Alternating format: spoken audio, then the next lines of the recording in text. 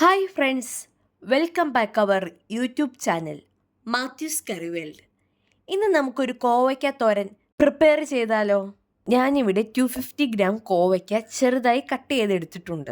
ഒരു ബൗൾ തേങ്ങ, അതായത് ഒരു തേങ്ങയുടെ പകുതി ചിരണ്ടി എടുത്തത്, ഒരു വലിയ സവോള ചെറുതായി അരിഞ്ഞത്, 10 പച്ചമുളക് ചെറുതായി കട്ട് ചെയ്തത്, 2 തണ്ട് കറിവേപ്പില, 3 വറ്റൽമുളക്.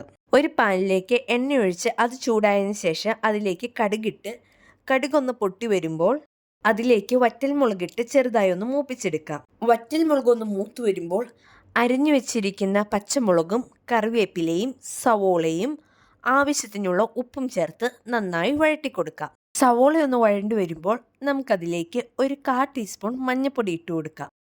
മഞ്ഞൾപ്പൊടിയുടെ പച്ചമണം മാറിയതിന് ശേഷം അതിലേക്ക് ചിരണ്ടി വെച്ച അരമുറി തേങ്ങ ഇട്ട് കൊടുക്കാം.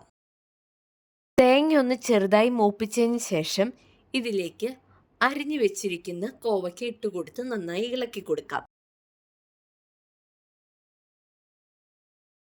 ഇനി കോവയ്ക്ക നന്നായി വെന്തതിന് ശേഷം ചെറുതീയിലിട്ട് ഡ്രൈ ആകുന്നത് വരെ നന്നായി ഇളക്കി കൊടുക്കാം. ഇപ്പോൾ ഇത് നന്നായി ഡ്രൈ ആയി വന്നിട്ടുണ്ട്. ഇനി നമുക്കൊരു സെർവിംഗ് ബോളിലേക്ക് ഇത് മാറ്റാം. കോവയ്ക്ക തോരൻ എല്ലാവരും ഒന്ന് ട്രൈ ചെയ്ത് ഫീഡ്ബാക്ക് ഒന്ന് അറിയിക്കണേ.